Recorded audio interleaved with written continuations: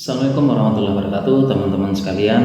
Infonya sekarang sedang banyak yang kena sakit batuk, pilek, radang tenggorokan. Sakit sembuh, sakit sembuh. Dan katanya yang kena sekeluarga. Bapaknya sakit, sembuh, anaknya sakit. Anaknya sembuh, ibunya sakit. Ibunya sembuh, bapaknya sakit, dan begitu seterusnya, muter-muter. Dan ini gejala khas ya pada infeksi virus, memang penularannya sangat cepat. Ada pertanyaan, apakah COVID? Jawabannya kita perlu penelitian, kita perlu periksa ya, karena sekarang pemeriksaan COVID dilonggarkan, jadi kita kurang tahu ya, memang harus diperiksa. Lalu apakah bisa jadi COVID? Bisa jadi, hanya saja mungkin gejalanya lebih ringan ya. Kita pernah kena semuanya ya, pernah gelombang COVID ya, dapat imun aktif, dan juga ada vaksin ya, kita mendapatkan imunisasi pasif seperti itu.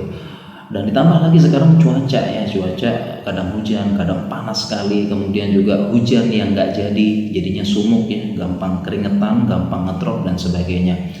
Lalu apakah bisa pakai antibiotik? Jawabannya tidak ya, karena kalau kemungkinan besar infeksi virus itu tidak bisa pakai antibiotik. Lalu obatnya apa? Apakah pakai antivirus? Mungkin bisa pakai antivirus, tapi kan kita harus tahu virusnya apa dulu.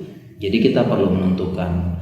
Lalu solusinya gimana? Ya, solusinya ya kita menjaga daya tahan tubuh kita di musim seperti ini. Caranya bagaimana? Caranya istirahat. Itu cara paling bagus mendapatkan kembali daya tahan tubuh kita. Kalau terlalu capek istirahat, tidak perlu lembur, tidak perlu cari uang yang terlalu ngotot. Jadi istirahat, pastikan tidur kita 6-8 jam dan tidurnya berkualitas. Kemudian makan makanan yang bergizi, dan ingat, makanan yang tinggi gizi, rendah kalori. Kemudian jangan lupa olahraga rutin, dan ini ada ilmunya tentunya.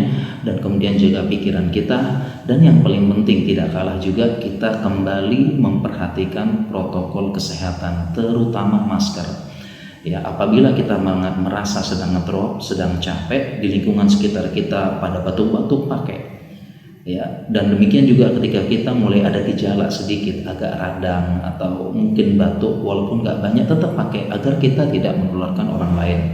Jadi mari teman-teman kita jaga Indonesia ini ya. Jadi jangan remehkan protokol kesehatan. Semoga kita semua sehat dan dijaga oleh Allah Subhanahu wa taala. Demikian, semoga bermanfaat.